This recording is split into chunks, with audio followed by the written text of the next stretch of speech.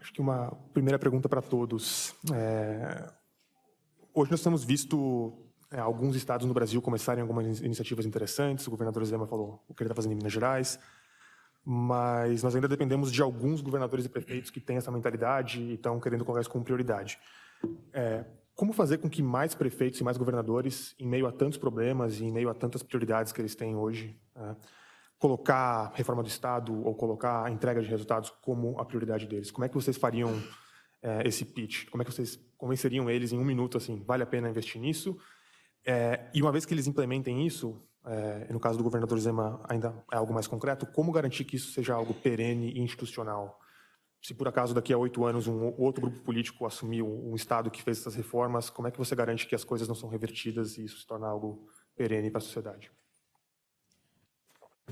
Bom, eu diria que isso que você está mencionando é difícil. Eu tive o privilégio de ter sido eleito sem apoio algum. Minas tem 853 prefeitos. No primeiro turno, 0 me apoiaram. Então, era algo bastante improvável, como eu disse, mas esse não apoio acabou me facilitando muito a gestão, porque eu assumi o Estado sem ter de lotear cargos, sem ter de criar feudos, mas o sistema parece que foi criado para fazer com que determinados grupos se apropriem do Estado e façam o que bem entendam. Mas eu vejo que nós estamos tendo a oportunidade de mostrar que um trabalho profissional, técnico, pode dar um resultado muito superior a esse tipo de prática que sempre prevaleceu. Eu sou confiante muito nessa linha. Eu acho que aqui, assim, temos justamente, temos exemplos como o caso do governador Zema e outros gestores que querem fazer essa mudança, que foram eleitos com essa bandeira ou que eventualmente se conscientizaram ao longo do tempo que esse é o caminho.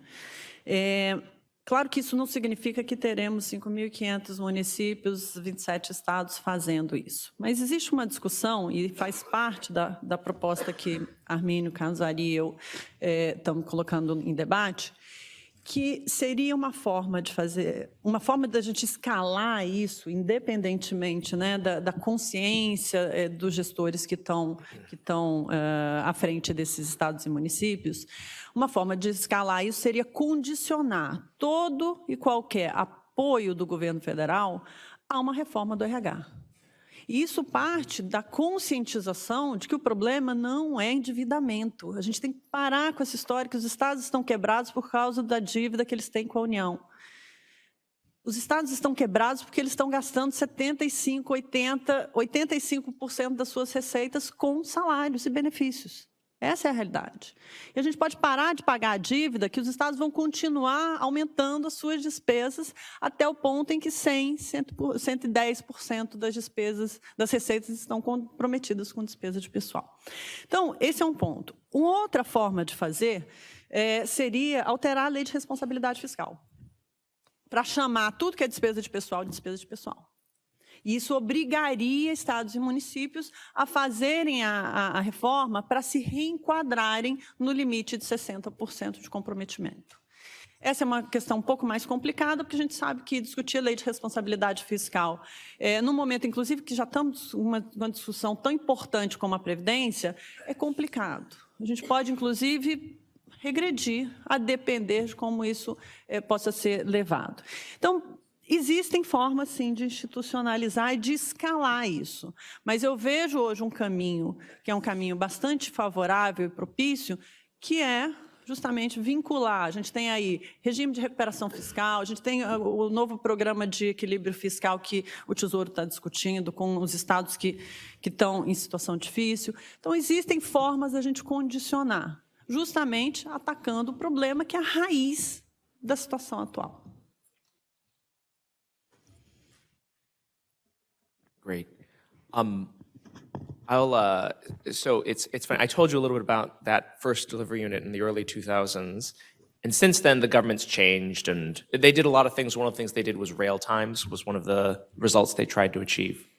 And they did this work, but of course, it's 3 governments later now. The delivery unit doesn't exist in the same form, right?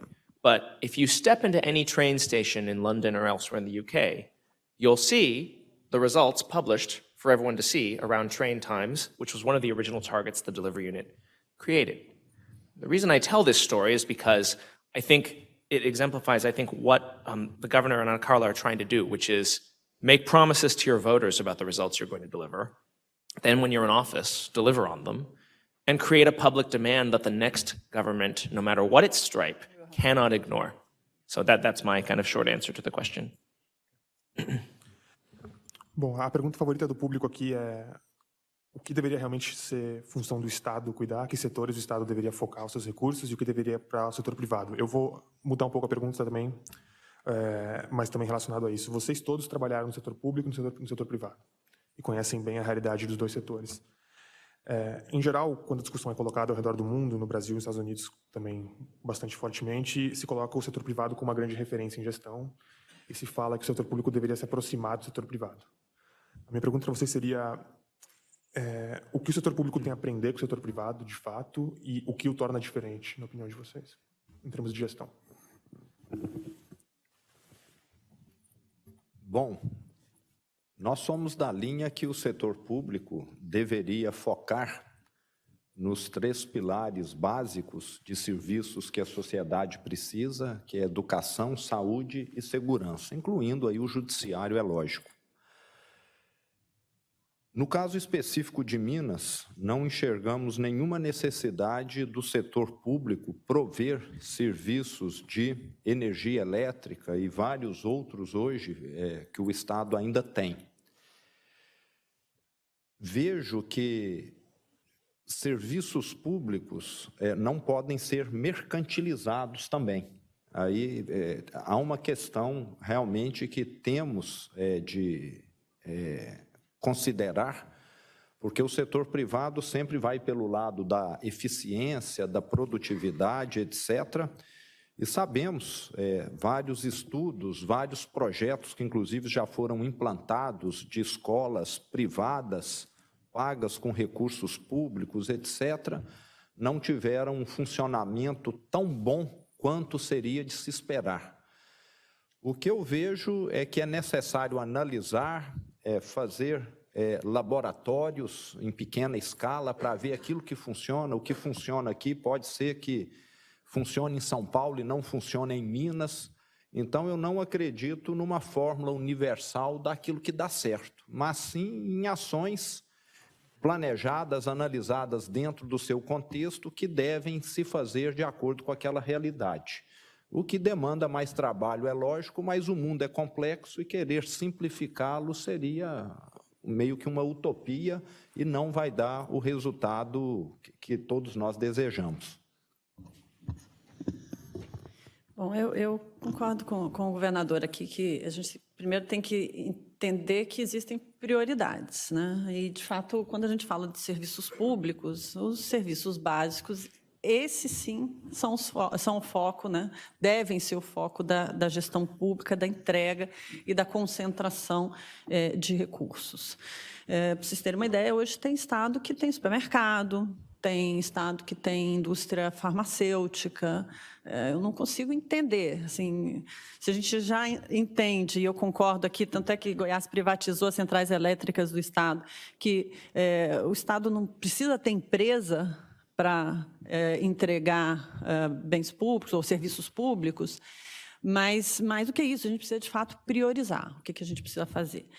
Eu vou voltar um pouco na questão do modelo operacional para puxar esse ponto do que funciona no setor privado, o que não funciona e como é que a gente transfere isso para o setor público.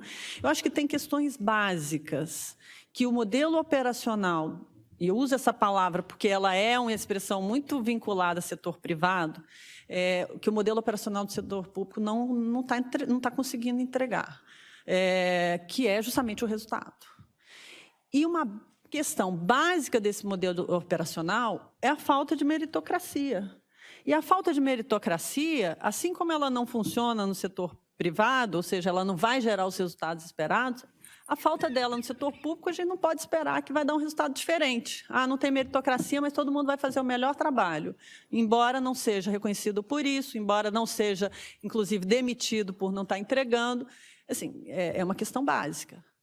Então, de todas as questões que se transferem diretamente, claro, com modelos distintos, como é que a gente cria essas metas, como é que a gente tem unidades que vão monitorar os resultados e ver se essas políticas, se os incentivos estão corretos ou não, isso tudo é complexo. E, claro, tem que levar em conta as especificidades do setor público, que são distintas do setor privado. Agora, o conceito de meritocracia, o conceito de gestão de pessoas, o conceito de gerir com consequências, ou seja, avaliar com consequências, tanto para promoção quanto para demissão, isso precisa ser resgatado.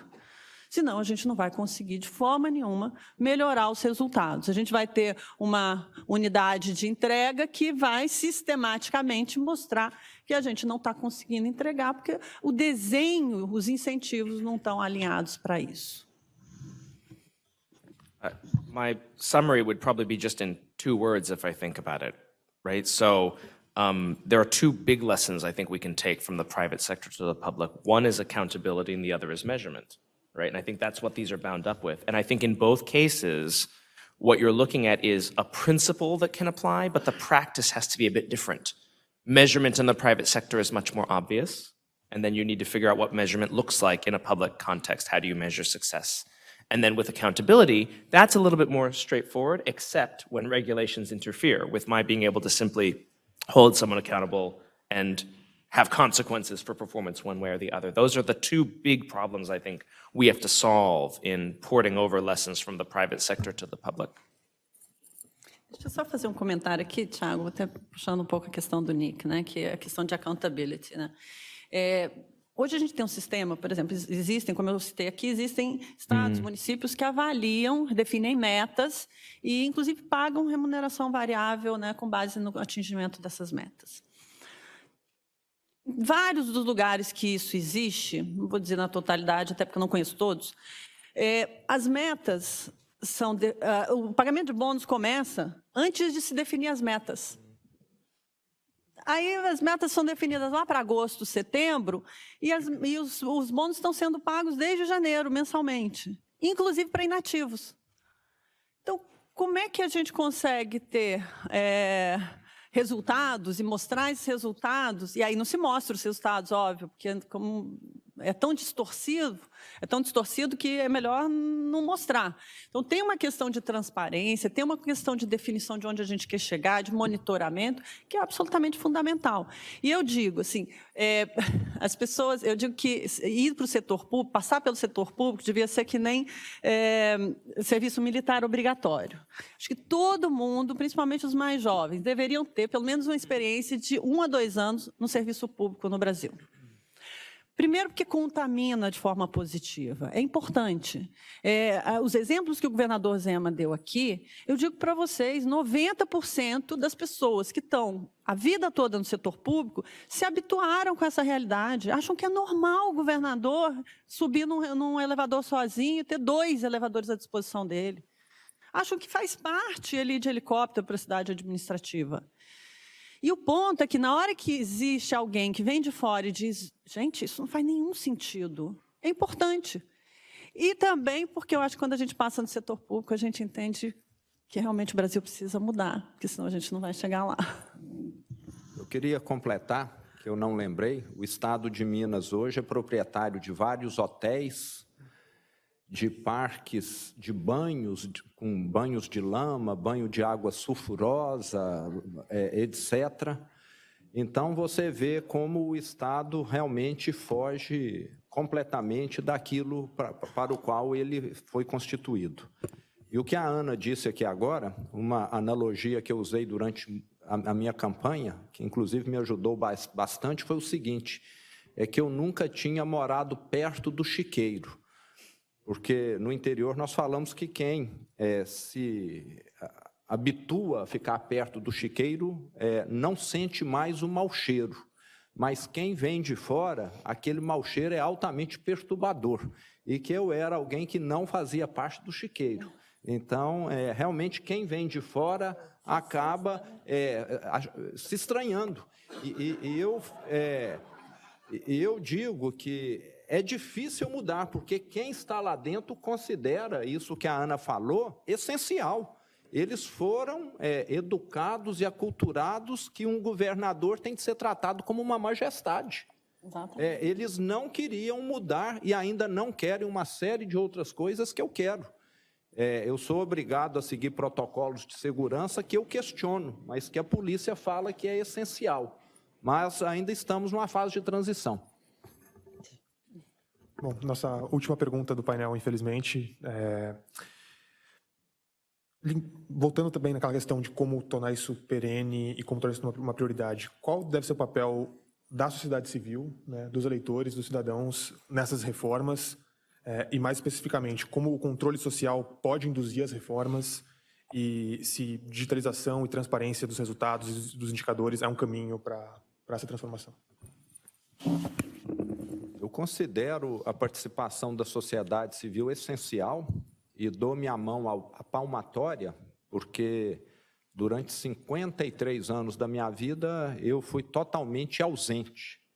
Eu me dediquei de corpo e alma aos meus negócios e considerava o Estado algo meio que distante, sobre o qual eu não teria nenhuma influência, não teria nada a fazer. Fui conhecer, há 1 ano e meio, pela primeira vez, eu entrei numa Câmara Municipal, numa Assembleia Legislativa, o ano passado. Então, meu contato com a coisa pública é extremamente recente. E tinha essa visão de terceirizar para outras pessoas o nosso futuro. Mas, como eu disse, a duras penas eu vi que não adiantava eu ser um bom gestor na minha empresa se eu estava num contexto maior de venezuelização do nosso país. E vejo hoje claramente a necessidade de todos nós participarmos, talvez não como candidato como eu fui, mas principalmente acompanhando, questionando. Vejo que temos instituições, ONGs, etc., que estão se estruturando melhor, e vejo que o Brasil chegou aonde chegou devido a essa falta de participação nossa, dentre os quais, como eu disse, eu me incluo.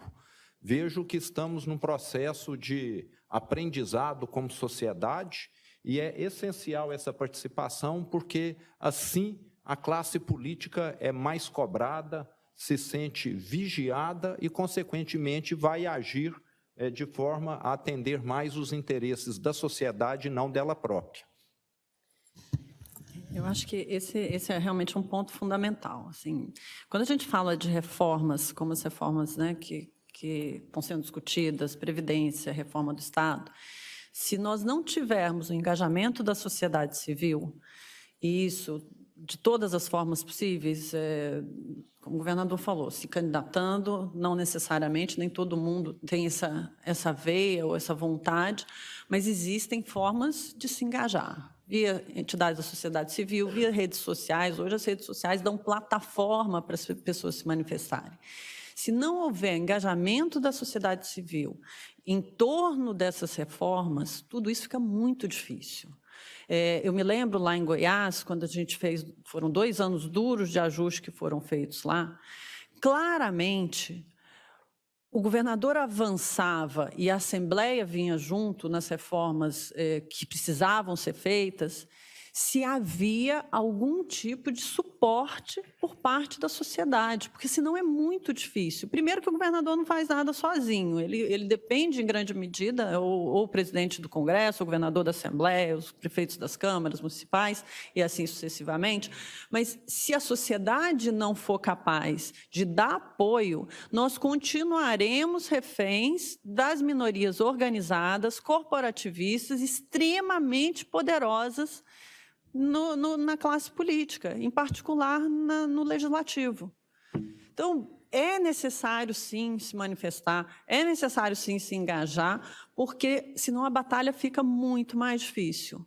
E as minorias, como sempre, são ruidosas, são poderosas, sensibilizam a classe política, enquanto a coletividade difusa, por definição, paga essa conta. O problema é que a gente não tem condição de pagar essa conta mais. E essa conta está sendo paga principalmente pelo andar de baixo. Então, a gente precisa, principalmente nós que temos uma condição privilegiada, a gente precisa se engajar nesse processo, porque o Brasil não aguenta mais. E é a gente que vai ter que mudar essa situação. Eu estava falando para o meu filho, que está aqui comigo, e eu estou muito orgulhosa, que a nossa geração, está fazendo esse papel de ser loquaz, de tentar quebrar com um Brasil tão cooptado. Mas é a geração de vocês que certamente precisam se engajar para que a gente faça essa transformação. I guess I'll close with a somewhat famous quote from one of our famous American presidents here in the States, Franklin Roosevelt, who was meeting with a constituent about something that they wanted done, and the president said to this person, "I agree with you, now make me do it." And I think that actually, for me, encapsulates how I think about sort of citizen engagement. You think about a politician, a government, I agree with you, I might agree with you, but you need to make me do it.